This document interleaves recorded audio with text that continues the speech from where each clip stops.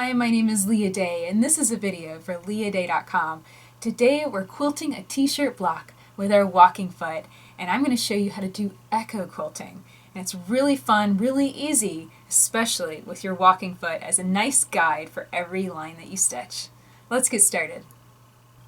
So I'm going to get started by dropping my needle down into the down position, bringing it all the way back up again. Kind of got hooked on the foot right there. Just tug on that top thread and my bobbin thread will come up. It's a little tiny string. Pull it all the way up and tuck both thread tails underneath the foot.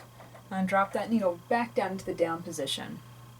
The reason that I do that is simply to keep the thread tails on the surface of the quilt versus getting tucked around on the back and making the block look ugly. So now let's get started. I'm going to basically just stitch right around this rainbow shape with an outline. If you ever overshoot your stitching by one stitch, you can just back it up by rotating the hand wheel backwards on your machine. As I stitch a deep curve like this, I'm going to make sure to stop and rotate the block often. So I'm just stopping with my needle in the down position, rotating it around, making sure that whatever angle I'm stitching, whatever I'm wanting is right directly straight down the front of that walking foot. Because that's the only direction that it stitches in. It's a little different from free motion quilting.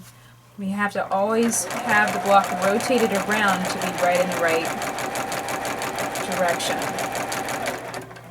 So getting around this, one thing that makes walking foot so easy is the fact that the size of the stitches are regulated by your machine because you're using the machine the way it's designed to be used, using the feed dogs.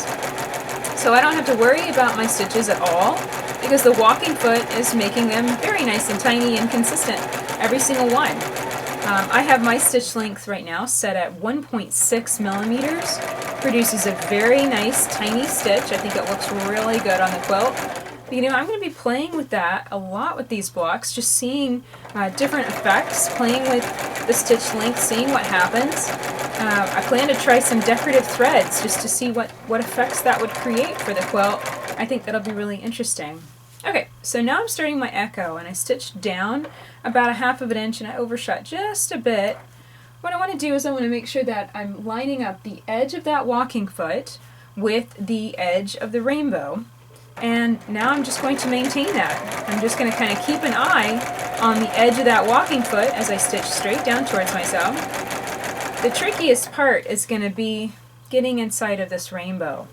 And it's okay if your echo isn't exactly perfect. As usual, it's perfectly fine if the echo comes in or out of that exact distance a little bit. It's no big deal. It's nothing that you need to pick up a seam ripper to rip out. But you can see how many times I had to rotate that to get in and out of that space, and now I can stitch further on down. As far as knowing, how far to stitch down in order to come down this direction, this just comes with practice and being able to visually estimate your space. It's kind of like driving a car. You know how you kind of know exactly when to put your foot on the brake when you're turning a corner? It's kind of like that. The more you do it, the more you'll know about how far you need to stitch something down. But until you do it a few times, it's kind of guesswork. And like I showed you that tip about backing up one overshoot, it's really no big deal if you accidentally stitch one stitch too much. That's not a big deal, and if you end up doing a slightly wider echo, that's not a big deal either. It's really nothing to panic about. So one thing that I wanted you to notice, and this was intentional, is that I am working around this rainbow shape in a clockwise direction.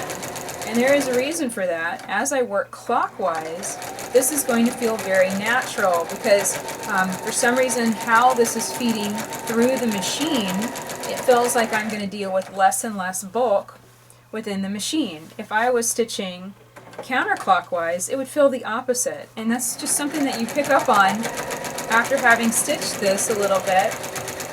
Of course, these blocks are not very bulky, they're not very big, so it's not a big deal even if you do stitch it the opposite direction. Again, don't bother ripping it out or restarting or anything like that. It's just one of those things that I've noticed working in that clockwise direction, especially with anything that spirals outward like this, that really can help reduce that bulk and help make it just feel easier. And that's kind of the whole point, is just to make this feel nice and easy.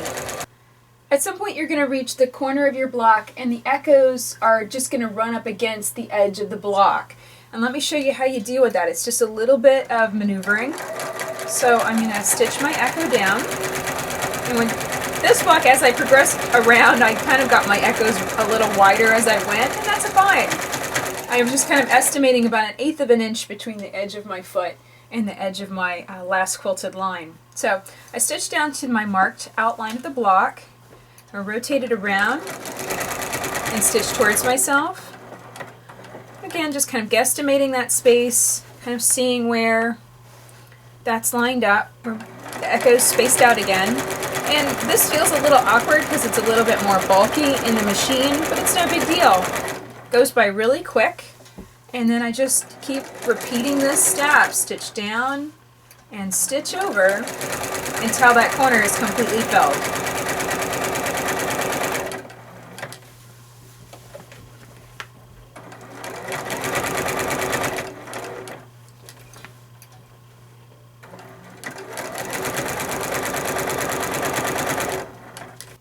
So let me show you my finished block, and you can see all those beautiful rows of echo quilting, and understand that I did not break thread once while quilting this, and it only took me about 5 minutes to fill from the center to the outside edges. So it's good to understand just how quick and easy this is going to be. I'm really enjoying walking foot quilting. The thing that I keep coming back to time and time again is quilting does not have to be so hard. Make it easy for yourself, make it fun, and enjoy stitching this on one of your t-shirt blocks. My name is Leah Day, and this has been a video for leahday.com for the t-shirt quilt along. It's a walking foot video. You can find many more of these. I will be posting them all summer through 2015. If you like these videos, definitely subscribe and join in the fun on YouTube so that way you don't miss out on any of our videos anytime we post. Until next time, let's go quilt.